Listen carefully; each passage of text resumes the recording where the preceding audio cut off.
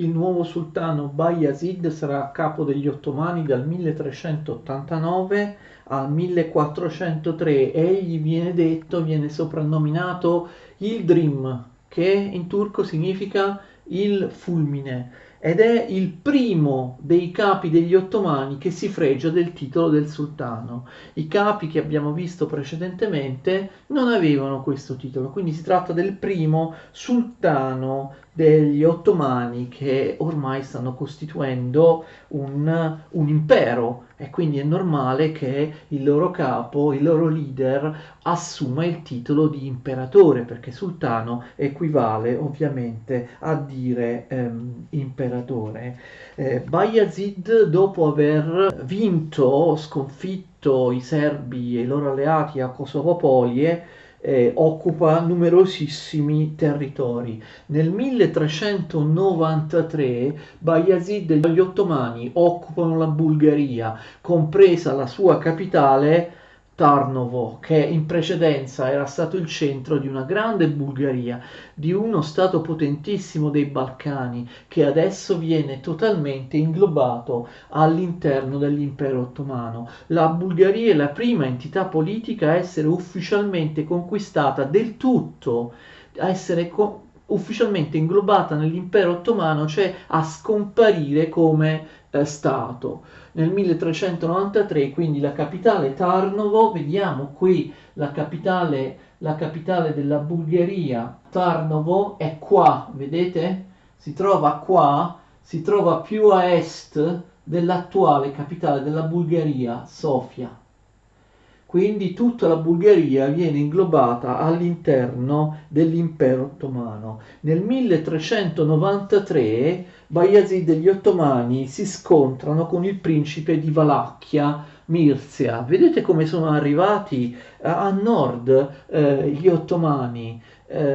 Si scontrano addirittura con il Principato di Valacchia, che poco tempo prima si era reso indipendente dal regno di Ungheria, e lo sconfiggono. Mirzia, il principe di Valacchia, viene sconfitto a Rovine, che si chiama anche Arges. Vediamo qui sulla cartina dove si trova Rovine. Eccola, vedete? Rovine o Arges si trova proprio all'interno dell'attuale Romania, ok? Proprio al confine con la Bulgaria, e all'epoca faceva parte del Principato di Valacchia. Quindi vedete, gli ottomani sempre più a nord arrivano anche nell'attuale Romania.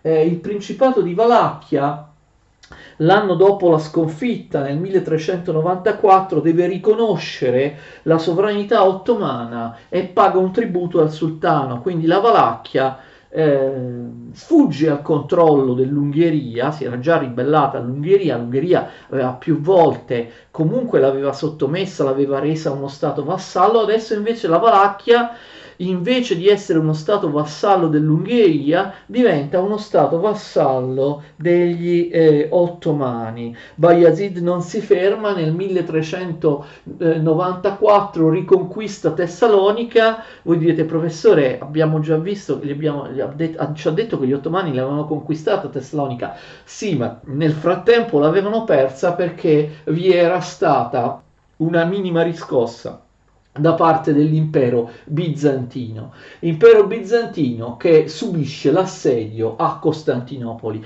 A partire dal 1395 gli ottomani assediano Costantinopoli, capitale dell'impero bizantino, l'impero romano d'Oriente, assedio che durerà per moltissimo tempo. Ormai l'impero bizantino è ridotto a pochi territori, però le mura di Costantinopoli vengono considerate inespugnabili, quindi per il momento gli ottomani e Bayezid non riescono a conquistare Costantinopoli. Tuttavia si spingono fino in Ungheria. Pensate, nel 1395 gli ottomani sono responsabili di una serie di scorrerie in Ungheria. Finalmente, con enorme ritardo, I cattolici organizzano una crociata. Ricordate che gli ungheresi erano cattolici, non erano ortodossi come i greci, i bulgari e i serbi. E greci, bulgari e serbi, greci si intende anche l'impero bizantino, non avevano fino allora ricevuto alcun aiuto dall'Occidente, dal Papa, dai cavalieri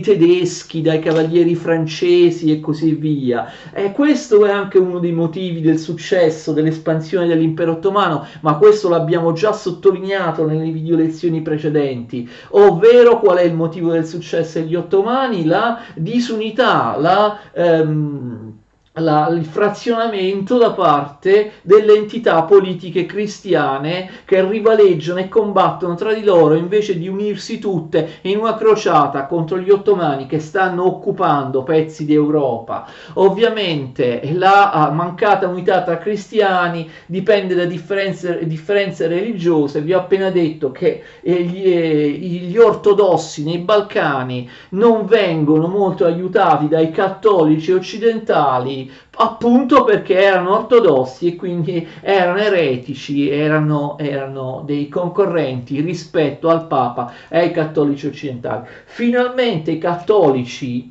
anche perché è stata invasa l'Ungheria che è cattolica, hanno organizzato una crociata e lo scontro avviene nel 1396 a Nicopoli. La battaglia di Nicopoli è una delle tante che in tutta Europa mette in evidenza il declino della cavalleria. La cavalleria tradizionale, portata all'attacco dai nobili, dai grandi aristocratici, si infrange contro l'imbattibile fanteria dei giannizzeri, del corpo scelto dell'impero ottomano. Nel 1396 i crociati cristiani, comandati dal re di Ungheria, attenzione, Sigismondo, che aveva con sé anche però combattenti tedeschi, combattenti di tanti stati cattolici, di tante nazioni cattoliche, ma la crociata è un fallimento.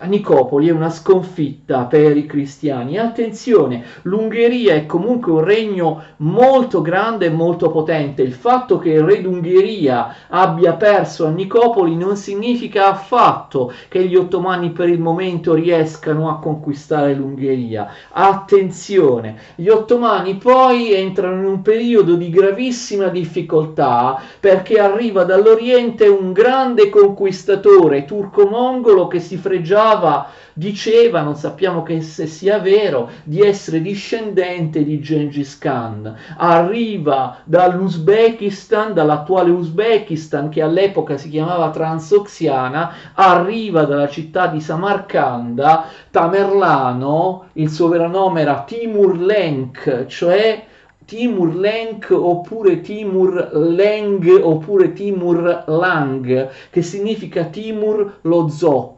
Abbiamo parlato di Tamerlano, della sua avventura e delle sue straordinarie vittorie ovviamente in un'altra lezione. Tamerlano invade, dopo aver invaso mezza Asia, invade anche l'Anatolia e sconfigge durissimamente gli ottomani a Ankara, ok? La battaglia di Ankara 1402 è una disfatta da parte degli ottomani e non è solo una singola battaglia che gli ottomani perdono. Tutta l'Anatolia viene completamente devastata dalle orde turco-mongole, nomadi asiatiche di Tamerlano. L'impero ottomano, si può dire, viene distrutto, viene disfatto, viene completamente disarticolato e ci metterà molto tempo a riprendersi. Durante la battaglia di Ankara lo stesso Bayezid, il sultano, viene fatto prigioniero e poi morirà in prigionia nel 1403, l'anno successivo, per motivi non chiari, forse di sua propria mano, ucciso da se stesso. Inoltre gli ottomani sono indeboliti dal fatto che dopo la morte di Bayezid si scatena una guerra civile tra i suoi figli per chi debba essere il successivo sultano, e i figli sono Solimano, Mehmet Celebi, Isa, Musa e Mustafa, ben 5 figli maschi, ma voi sapete già perché i sultani spesso avevano molti figli maschi, perché avevano molte mogli. Abbiamo già parlato nelle lezioni precedenti di questo singolare principio dinastico che regolava la successione, regolava, si fa per dire, perché era sregolata, senza regole, la successione all'impero ottomano, per cui alla morte di un sultano andava sul trono colui che tra i suoi figli riusciva a sconfiggere e uccidere tutti gli altri figli, cioè tutti i suoi fratelli. Un principio piuttosto barbarico. Muore il sultano e i figli del sultano si combattono tra di loro, vince di solito chi riesce ad avere dalla propria parte i giannizzeri, ricordate, l'abbiamo spiegato, per questo i giannizzeri diventano importanti anche politicamente. È un principio piuttosto singolare, però ci sono alcuni storici che sostengono che proprio questo singolare principio di successione vince il fratello, vince il figlio del sultano deceduto, quello tra i figli che uccide tutti gli altri, in realtà sarebbe stato un elemento di forza da parte dell'impero ottomano e avrebbe selezionato sempre sultani migliori che, capite, già si preparavano, già erano avviati nell'amministrazione dell'impero e si preparavano alla successione già in vita, perché sapevano che quando il padre moriva dovevano combattersi. E quindi il vincitore tra tutti questi è Mehmet Çelebi, che elimina, ammazza tutti e 4 i fratelli e diventa il nuovo sultano con il nome di Mehmet I. E Mehmet I regnerà dal 1413 al 1421. Mehmet I oppure Muhammad I oppure Maometto I, chiamatelo come volete.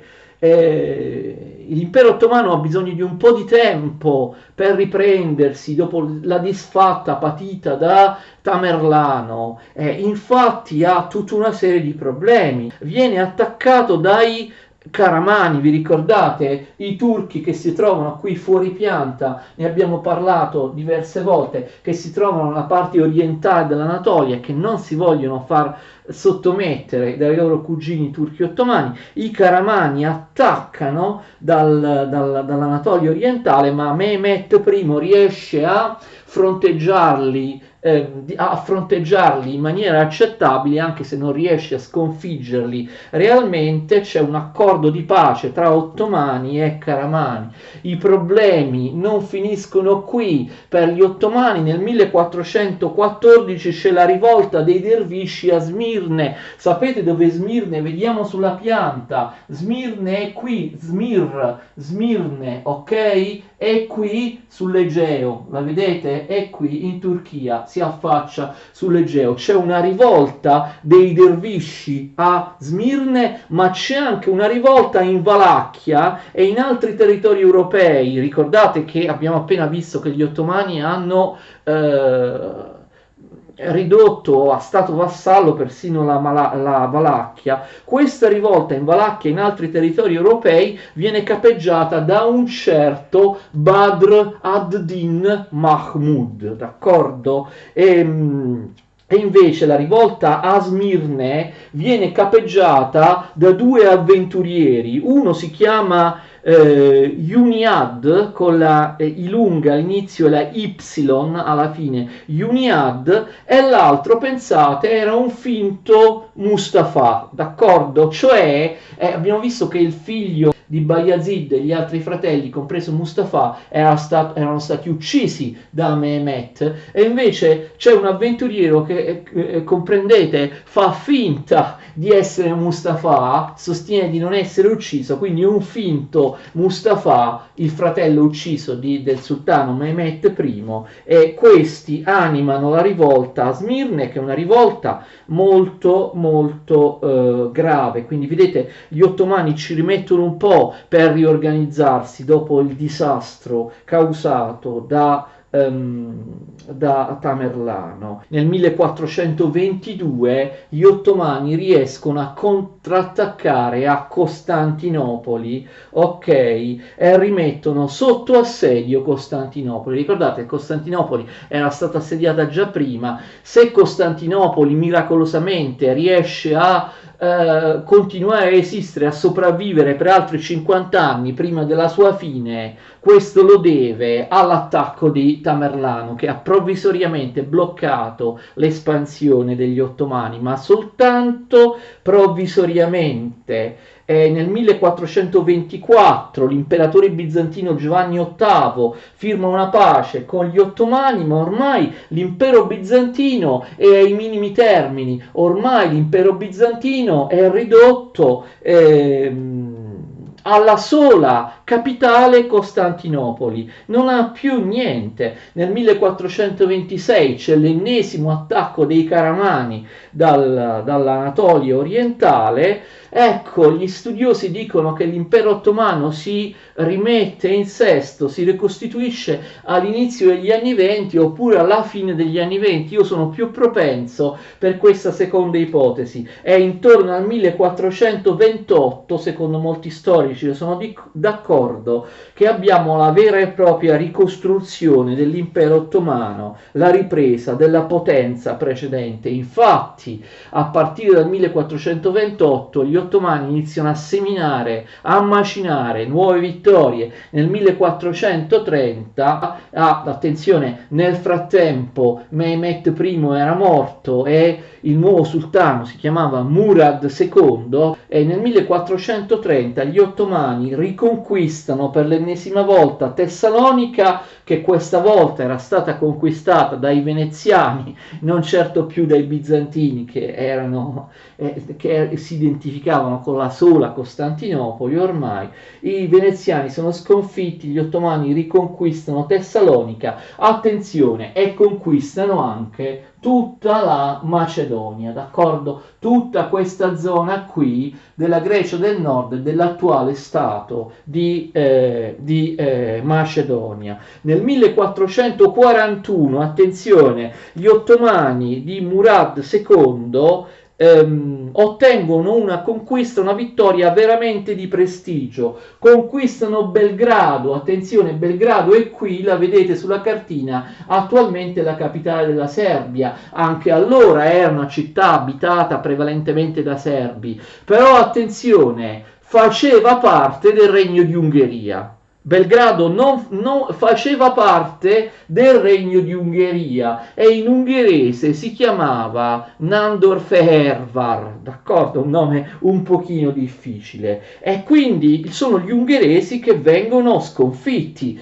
gli ungheresi che hanno come re Ladislao III Jagellone, che viene anche chiamato Ladislao V Jagellone, che era re di Ungheria ma contemporaneamente era re di Polonia. Attenzione, a un certo punto l'Ungheria inizia a vincere e a sconfiggere gli ottomani perché compare sulla scena quello straordinario personaggio, eroe ungherese, che risponde al nome di Hunyadi János, lo chiamano gli ungheresi, ovvero Giovanni Hunyadi, il re, poco prima di morire, il re di Ungheria, Ladislao Jagellone, vede la prima grande vittoria da parte degli ungheresi, da parte del suo popolo, da parte del suo generale Giovanni Hunyadi. Si tratta della sconfitta degli ottomani.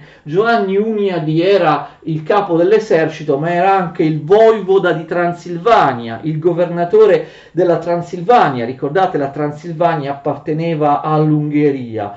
Nel 1441 Giovanni Hunyadi riesce a sconfiggere, a distruggere l'esercito ottomano all'assedio di Semendria. Ecco Semendria, vedete? Semendria, che viene chiamata anche Smederevo, attualmente si chiama Smederevo, si trova in Serbia, si trova a est di Belgrado. Smederevo, che gli ungheresi chiamavano Semendria, e come Belgrado in realtà faceva parte dell'Ungheria. Il grande eroe ungherese Giovanni Hunyadi riesce a sconfiggere gli ottomani all'assedio di Semendria, ripeto, nel 1441. Non sarà la prima volta, come vedremo nella video lezione successiva, gli ottomani troveranno finalmente un avversario degno di loro, degno della loro forza. Il grandissimo Giovanni Hunyadi, capo dell'esercito ungherese, che sarà poi anche reggente dell'Ungheria e viceré dell'Ungheria al posto di deboli re ungheresi a volte anche assenti dal paese, ma abbiamo parlato nel dettaglio di Giovanni Hunyadi e della storia dell'Ungheria appunto nelle video lezioni dedicate alla storia dell'Ungheria. Giovanni Hunyadi, lo vediamo nella prossima video lezione, riuscirà a fermare l'avanzata dell'impero ottomano nei Balcani, a fermarla diciamo provvisoriamente, però non bisogna sottovalutare personaggi come lui o altri personaggi che vedremo, come per esempio il grande eroe Giorgio Castriota Skanderbeg albanese, perché di fatto personaggi come Giovanni Hunyadi o Giorgio Castriota Skanderbeg, di cui non si parla nei libri di storia, o se ci sono nei nostri libri di storia occupano 2 righe, sono personaggi invece veramente importanti, che hanno sconfitto più volte l'impero ottomano e hanno ritardato di decenni l'avanzata dell'impero ottomano in Europa, e probabilmente hanno salvato l'Europa, perché poi gli ottomani nel momento in cui andranno verso Vienna non erano più forse forti come erano in precedenza. Questo ci porta a mettere in evidenza proprio una carenza, una falsificazione nella narrazione della conquista ottomana dei Balcani e dell'Ungheria. Sembra, se prendiamo qualunque libro di storia italiano, che gli ottomani abbiano vinto sempre, no? Si passa da una vittoria all'altra, da Kosovopolie a Nicopoli, e vedremo poi altre successive, senza aver mai perso, come se la conquista dei Balcani e dell'Ungheria da parte dell'impero ottomano fosse stata una cavalcata continua, inarrestabile, senza mai una battuta d'arresto. Non è così. Gli ottomani saranno sconfitti più volte, e saranno sconfitti più volte soprattutto da Giovanni Hunyadi. Dopo la grandissima vittoria di Belgrado, che vedremo la prossima volta da parte di Giovanni Hunyadi, gli ottomani si bloccarono per 70 anni. Gli ottomani rinunciarono a conquistare l'Ungheria ed andare avanti in Europa per 70 anni, poi la conquisteranno, d'accordo, ma soltanto dopo 70 anni. Le stesse grandissime vittorie di Giovanni Hunyadi spingeranno il suo amico albanese, che lui conoscerà, lo vedremo, durante la battaglia di Niš, a abbandonare gli ottomani, perché Giorgio Castriota Skanderbeg era uno dei giannizzeri ottomani, a abbandonare gli ottomani, a ripudiare l'Islam e a tornare in Albania prendendo la difesa, prendendo la guida della guerra di resistenza del proprio popolo. E quindi gli ungheresi di Giovanni Hunyadi e gli albanesi di Castriota Skanderbeg combatteranno a lungo, coordinati, per cercare di fermare gli ottomani, cosa che riusciranno a fare per diversi decenni. Vedremo quindi gli scontri tra gli ottomani e gli ungheresi di Giovanni Hunyadi e gli albanesi nell'Albania del Nord di Giorgio Castriota nella prossima video lezione. Spiegheremo ovviamente anche tanti altri settori di guerra, di conquista dell'impero ottomano, che si espanderà ovviamente non solo più nei Balcani, ma anche altrove, ok? Nel Mediterraneo, nei territori asiatici e così via. Per ora vi ringrazio e vi saluto, arrivederci.